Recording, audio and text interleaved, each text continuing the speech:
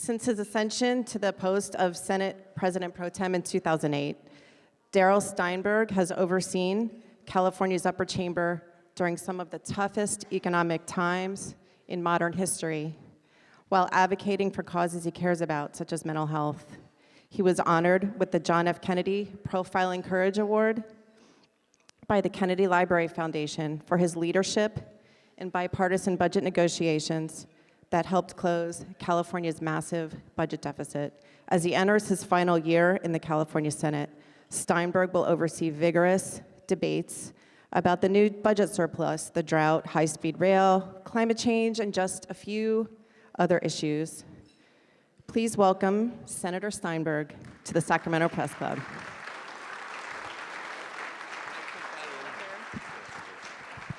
I think you have to stay pretty close to it. Okay. Thank you, Laura. Thank you very much, Laura, for your very nice introduction, and thank you to the Sacramento Press Club for inviting me. I look forward to my 2015 invitation as well, and I probably should send my check for lunch right now, as this is my last opportunity. I really have a substantive speech today, but I want to begin by saying thank you. I'm not done yet. I obviously still have 9 months left in my term, but I want to thank the press corps. And I'm not doing so to attempt to curry any favor, wouldn't do any good anyways, but to thank the press corps for treating me fairly over my many years in public service, for doing your job so well. I may not always like it, but overall, I have really enjoyed my relationship with the press as you seek to inform the people of California about what we do. And I was reflecting a little bit about how much I've changed in my 20 years of public service in terms of the way I have dealt with criticism. I remember back in 1992 when I got elected to the city council for the first time and had been on the council for about 6 months, maybe it was a year, and the Sacramento Bee, our hometown newspaper, wrote a profile of the late Mayor Joe Cerna and then had a series of smaller profiles of each of the new city council members. And when this came out on a Sunday morning, as I went out to my porch to grab the paper and look at it, I got to the part about me, which of course I read last. Not really. And the little mini profile of me was actually, in retrospect, very flattering. Except at the very end, the reporter said that some critics of Steinberg says he talks too much at council meetings. And I remember after that for about 3 months being at the city council, sitting on the dais and hardly saying a word because that upset me so much. And 20 years later, I cannot imagine reacting that way to criticism because it's part of the job. It occurs every day. You can't, now when I look at something, I try to take it to heart. And if it's something that I don't like, I may be irritated for an hour or two, and then it's time to move on and tackle the next thing. But it's just a reflection for me about, what 20 years in this business means. You do have to have a tough skin, no matter whether you're an elected official or a journalist. You have to be willing to accept the victories and defeats and fight the battles. That's what it's about, to fight the battles. I've won more than I've lost, but I've lost plenty. And some of the most rewarding experiences are those actually where I've fallen down and had to get back up. So that's just a little reflection as I begin what I hope will be an interesting topic for all of you here today. For this is my final address as Senate leader to the Press Club, and I'm tempted, thought a lot about this, to wax nostalgic about the past 5 glorious years that have shaped my time at the helm. Perennially easy budgets, constant political tranquility, and a persistently booming global economy. In all seriousness, it would be nice to spend this time with you today to reflect on our achievements, the achievements of the legislature, state government over the last 5 years, about my time as Senate leader, and as an individual member of the legislature over the past 13 years. But the more I thought about it, I thought, doing so would also waste a great opportunity, for I have plenty of time to look back. But I have 6 precious months left before the session ends, 9 months before my term ends, and I have the opportunity, as we all have the opportunity, to take on the issues of greatest importance to the people of California, at least some of them, including the enterprising challenges of our time: climate change and income inequality. And that's what I want to talk to you about here today. Climate change is a global problem affecting humanity without distinction, but its health and economic costs fall hardest on the poor. For those who pollute are among the wealthiest and most heavily subsidized industries today. And those who disproportionately suffer from pollution are at the polar end of the economic scale. Asthma rates are highest among the poor. Clean water is most inaccessible to the have-nots. Low-income communities are inordinately hit hard, and hardest by increasingly extreme weather, as we experience today with the drought and its impact on the high-poverty areas of California's Central Valley. And the fact is that the poor can least afford what it will cost, what it will rightfully cost to reduce our dependence on carbon. 1 in 4 California children live in poverty. Childhood poverty rates are even higher among Hispanic and Latino families and African American families. Nearly half, 45%, of California's children live in low-income families defined as their families earning less than 200% of the federal poverty level, about $45,000 per year. Among these 4 million children, almost 2 million have at least one parent who is working and working full-time. Among these 4 million children, 1.3 of these children have parents who are working at least part-time. These are the working poor families of California. And so when we talk about tackling climate, which we must, I think it is important to recognize that tackling climate is essential, but it is not free. California cannot solve its climate problem alone, but we have never been afraid of leading. Our climate program is the world's gold standard. We have already made significant progress and are a long way towards meeting AB 32's 2020 targets. The accomplishments are impressive.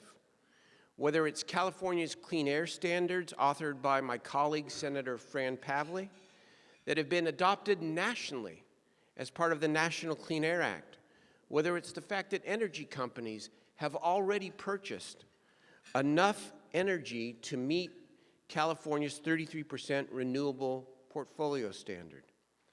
I could go on and on. We have a suite of programs, from our solar rooftop initiative to energy efficiency in schools, from Prop 39 to our smart growth targets under my SB 375.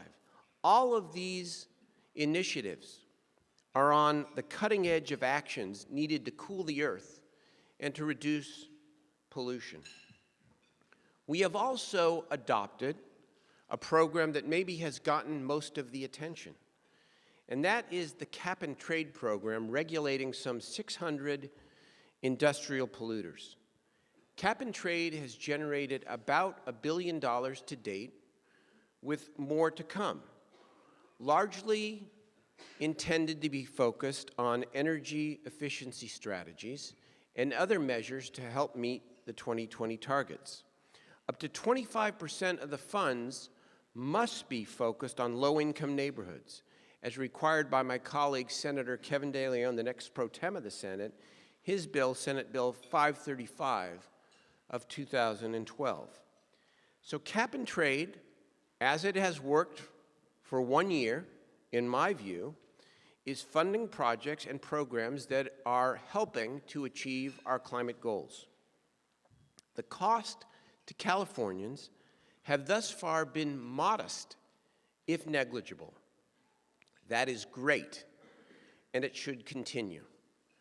But what a lot of Californians don't yet understand is that cap and trade is about to grow in a big way. Next year, in 2015, the cap and trade system will expand from covering polluting industrial plants, known as stationary sources, to include carbon-based fuels, oil, ethanol, diesel, and natural gas. Now, I know many of you, and a lot of us have been around for a while, and we recall the state's energy crisis of the early 2000s, and other instances where very good and well-intended public policies led to serious crises. And I am here in part to say today that I'm concerned that bringing fuels under cap and trade leaves consumers vulnerable to anti-competitive behavior and Wall Street traders, which have led in the past to unpredictable price spikes and shortages. It wasn't just the energy crisis. It was the mortgage crisis and the financial crisis of 2008, all of which were caused by unregulated trading and market manipulation. However we move forward, we must be mindful of the law of unintended consequences. I'm not alone with my concerns. A 2008 Congressional Budget Office report cautioned that CO2 allowance prices could affect energy prices, inflation rates, and the value of imports and exports. Volatile allowance prices could have disruptive effects on markets for energy and energy-intensive goods and services. In 2013, a report by the California Air Resources Board warned that these allowances create, quote, the potential for a wide range of price outcomes. In other words, there is a real risk of spikes and real fluctuations in gas prices. If these forewarnings materialize next year, or in 2016, or in 2017, California's hardworking, low and middle class families whose budgets are already hand-to-mouth will suffer most. And if gas prices spike and fluctuate wildly, I'm concerned that the climate change skeptics, and they're still out there, will use any crisis to try to unravel AB 32 and weaken our essential climate goals. So today, I am proposing strengthening, and I emphasize strengthening, our state's climate policy through 2050. The targets only go currently to 2020. And I propose that we acknowledge and embrace the clear connections between climate change and poverty as we build on our state's stellar record of environmental leadership, and that we add the beginning of a tax reform discussion to boost. I propose 4 key principles. Number 1, that we set aggressive targets in statute beyond 2020 to break our fossil fuel addiction and reinforce the climate goals of AB 32, not just through 2020, but through 2030 and 2050 as well. Number 2, that we continue cap and trade for stationary sources for the polluting industrial plants. I want to repeat that. We continue cap and trade for polluting industrial plants known as stationary sources, but that we replace the cap and trade current 2015 planned expansion into the fuel economy with a broader, more stable, and more flexible carbon tax of a similar amount on these fuels. 3, that we return most of the carbon tax revenue from fuels to poor and middle-class families through an earned income tax credit. And 4, that we inject the remaining carbon tax revenues into a multi-billion-dollar 21st century development of California's mass transit infrastructure to reduce traffic and pollution from cars that use gasoline and to give working people a real alternative. With some differences, these ideas mirror what British Columbia in Canada has done since the late 2000s. And early evaluations show their program to be a great success both in reducing greenhouse gas emissions and in maintaining a strong economy. Let me emphasize that nothing in what I lay out here in this proposal, and it's merely a proposal, will roll back or otherwise weaken any greenhouse gas requirements, including the low carbon fuel standard. Now, there will be critics on the left. They're already out there. There will be naysayers on the right. But in my view, we have a moral imperative to act, and we should not be afraid of asking hard questions. Whether I'm right or whether I'm wrong, whether this is the perfect proposal or not, what's important is that on major areas of public policy, like how we are going to regulate billions of dollars worth of resources, we ought to have a public discussion about that. We ought not to be afraid to ask the difficult questions. On the issue of climate change itself, let me be clear, we have no choice. We must reduce the amount of carbon we put into the air, and that will come with a price. Nothing is free. A carbon tax is not free, and cap and trade is not free. Under either applied to fuel, consumers will undoubtedly pay more at the pump. And it may not be popular to say, but that's necessary. Higher prices discourage demand. If carbon pricing doesn't sting at least a little bit, we won't change our habits. On how this requirement is achieved, we have a choice. And I believe a carbon tax is a better choice than cap and trade for fuels, not for stationary sources, for fuels.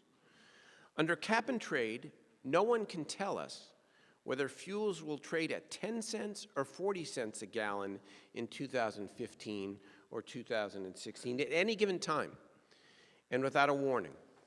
On the other hand, a carbon tax is stable.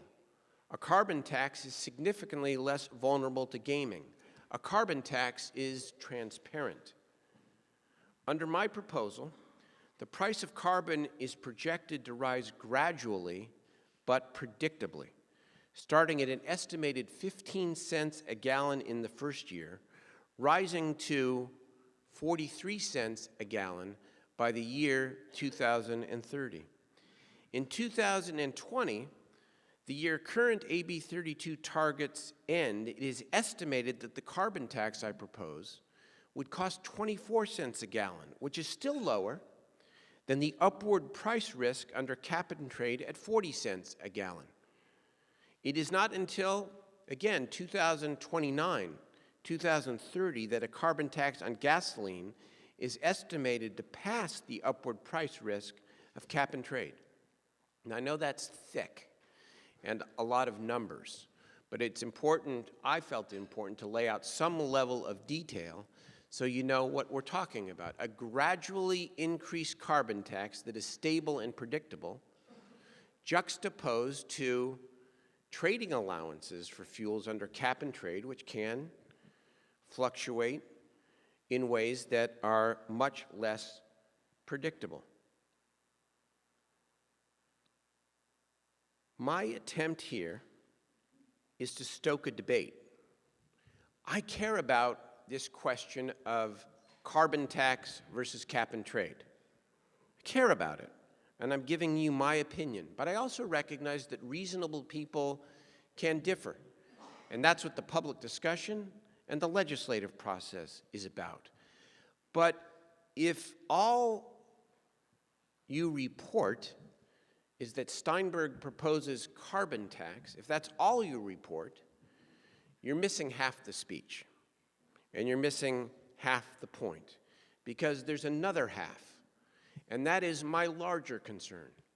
My larger concern is the economic impact on low and moderate income people of how we achieve these essential climate goals. Putting a price on carbon fuels is essential to salvaging our environment, no matter how we do it. As I said earlier, it has to sting a little bit, but I am concerned about who we sting. I say we return the majority of the money to the people who can least afford to foot the bill and who are already suffering most environmentally from the impact of climate change. I say we spend the rest of the money on a permanent source of funding for public transportation to help those people. I acknowledge Mike Wiley, who's the chair, not the chair, the executive director of regional transit here in Sacramento. And Mike, thank you for coming. And Mike can tell you, like all other transit directors throughout the state of California, what they face in terms of challenges, and I'll talk about that a little bit more in a minute. Why this focus on climate change and poverty? Well, poverty in the state is growing. The California Budget Project just put out a report that calculates that the rate of poverty in California is about 1/3 higher than it was before the Great Recession of 2008 and 2009. And I have been in this office, as Laura said, now for going on my 6th year, and I have seen the budget cuts. But it's not just the cuts to our safety net. It's not just the education and skills gap that we're trying to address with our focus on universal preschool and linked learning in high schools. It's not just the concentration of wealth among the very few. The starkest sign of poverty in California is the reality that millions of hardworking people earn so little income that they live constantly on the edge. So what is an earned income tax credit? My carbon tax proposals will generate $3.8 billion in year one. I say, and growing. I say we take $2.5 billion of that in the first year and provide it to people and families making less than $75,000 a year through an earned income tax credit. And what is it? It's a credit at the federal level now, at the federal level for low and moderate income working people. It encourages and rewards work and offsets federal payroll and income taxes. The tax break works on a sliding scale, tied to income, tied to marital status, and tied to the number of children. Nationally, the EITC has been credited as being one of the lead strategies to help people leave the clutches of poverty. Single moms, especially those with low wages, are more likely to be employed and experience an increase in earnings when they benefit from an earned income tax credit. Who are we talking about? The retail workers, the healthcare workers, the food service workers, the construction workers, those who work in what still exists of manufacturing in California. These are the top industries whose workers benefit from an EITC. And then there's this little joke in the speech that I'm not sure that I ought to read here, because it says, unfortunately, most journalists will qualify too. But I decided to skip that line. 25 states and the District of Columbia have an EITC. California has no such credit, and it's long past due. There are a lot of Californians that access the federal EITC. In fact, between 2010 and 2012, it's estimated that 750,000 people, including 365,000 children, benefited from the federal earned income tax credit, helping to pull them out of poverty. How many more Californians could we lift from its reach, the reach of poverty, while healing our climate at the same time? A California credit under my proposal would return $2.5 billion, as I said, to families making $75,000 or less per year. That would mean an average of $600 of additional money in the pockets of people who need it the most. And I'd expand it from the federal ceiling of $51,000 for a family of four to $75,000 to a family of four. And finally, my proposal invests the remaining revenue, which will grow to billions of dollars, to create a permanent source of funding for public transit in California. Now, Mr. Wiley, after the speech here, will tell you what's going on in Sacramento. They're making great strides, doing great things. The South Line, doing their very best with limited resources. But statewide, here's what we know. Between 2011 and 2020, California's transit systems are short $22 billion in needed operating funds and $42 billion in capital funds. We can do better. There's a lot of talk out there about how we fund transportation and transportation infrastructure. Well, here's a way that's focused and that's clear. Connecting climate policy with alleviating poverty has other less obvious benefits. It's true when people say that climate change is an existential imperative. If we don't deal with this, really what else matters for future generations? But in the political realm, we have seen that imperative clash with economic reality in low-income, working-class communities. Last year's plastic bag debate in the legislature is a great example, where you had the right environmental policy, but there was a major debate that didn't yet lead to success, it will, about how many jobs might be lost as a result of banning plastic bags in California. And so my construct here today would mean no less focus on the climate imperative, but we have an opportunity, in my view, to build an even broader political coalition if our policies ensure that those on the economic edges are considered when distributing the necessary costs of reducing greenhouse gas emissions. And so it is that after years of crisis, budget, and other crisis, we begin 2014 with a stable budget, an improving economy, new optimism, and a renewed sense of responsibility to maintain fiscal stability. We have the benefit of not having budget deficits suck all of the oxygen out of the room. For the first time in many years, we have the political bandwidth to tackle the great challenges of our time. We have the opportunity to stoke important debates and ask new questions. We have the chance now to assess our own current directions and modify or change them if wise or necessary.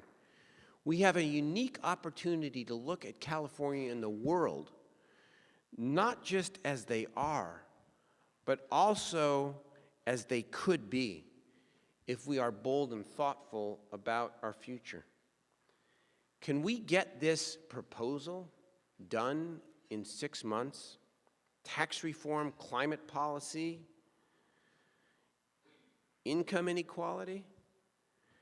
I am willing to try, and those of you who know me know that I've never shied from a little bit of controversy or a good public policy debate. But whether we succeed or not, I can guarantee you this. These questions that I raised today will be raised again in 2015 or soon after. We should address these questions now, because history, if it's shown us nothing else, has shown us clearly the following. We make better choices when we seek to avoid a crisis instead of reacting to one. I thank you very much for your time, and I look forward to your questions. Thank you.